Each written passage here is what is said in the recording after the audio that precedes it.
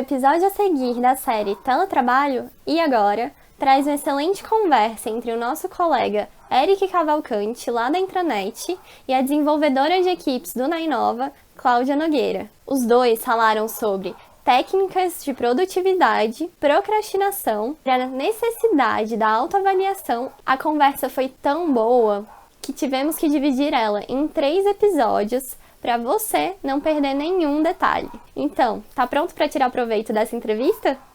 Então, primeira coisa, eu gostaria de saber como que você lida com a procrastinação. Como é que você pega aquela questão de você ficar, eu não quero fazer isso, então não vou fazer isso, e de repente são 5 horas da tarde e você não fez nada. Como você se policia para não procrastinar? A procrastinação é um mal que todo ser humano sofre em algum momento, né? Não tem como. E talvez nesse momento do teletrabalho, em que fomos pegos de surpresa, a gente estava tão desorganizado para entrar nesse modo de trabalho que a gente ficou ainda perdido durante algum tempo, né? Uns mais, outros menos. Uma regra que eu gosto muito, já entrando um pouquinho em como fazer, uma técnica que eu gosto muito para lidar com procrastinação é chamada técnica dos 5 segundos.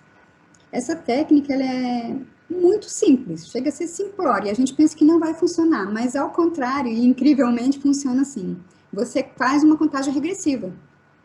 Estou agora sabendo que eu preciso lavar a louça, ou eu preciso terminar o meu relatório. Então, 5, 4, 3, 2, 1, começo. Isso não dá ao seu cérebro tempo de racionalizar as desculpas que a gente inventa para a gente mesmo. Não adianta só contar, tem que contar e agir. E a contagem tem que ser regressiva, ela não pode ser ao contrário. Porque ao contrário, você não tem fim. Então você poderia continuar contando, entendeu? Quando você faz regressiva, 5, 4, 3, 2, 1, não tem mais para onde ir, acabou. E você tem que começar a agir. É possível a gente utilizar essa procrastinação a nosso favor? Se você estiver emocionalmente não disposto para a ação que você precisa ter naquele momento, essa procrastinação ela pode ser produtiva, porque você vai acabar não rendendo naquela atividade. Entendeu? Então, nesse momento, eu acredito que vale a pena você se deixar procrastinar, mas você tem que estar muito consciente do qual é a verdadeira razão da sua procrastinação.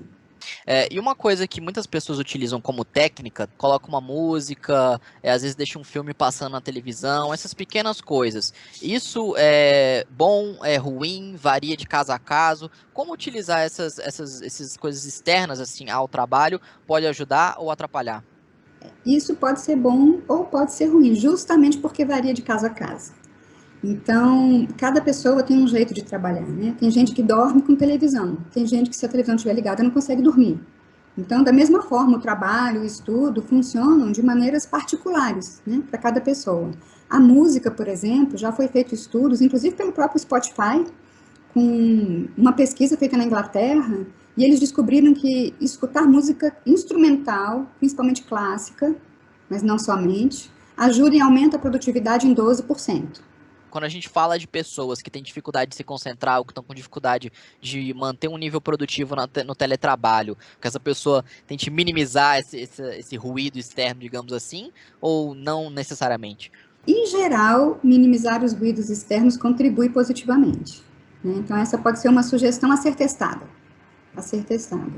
Então, é um trabalho de autoconhecimento que tem que ser feito por cada um. A gente, na verdade, já tem muita noção de como funcionamos presencialmente, né? Num espaço de trabalho próprio, lá na empresa, lá na instituição, enfim. Agora, como funcionamos remotamente, em casa, é uma novidade para muitos de nós. Então, esse é um trabalho de autoconhecimento que tem que ser feito por cada um.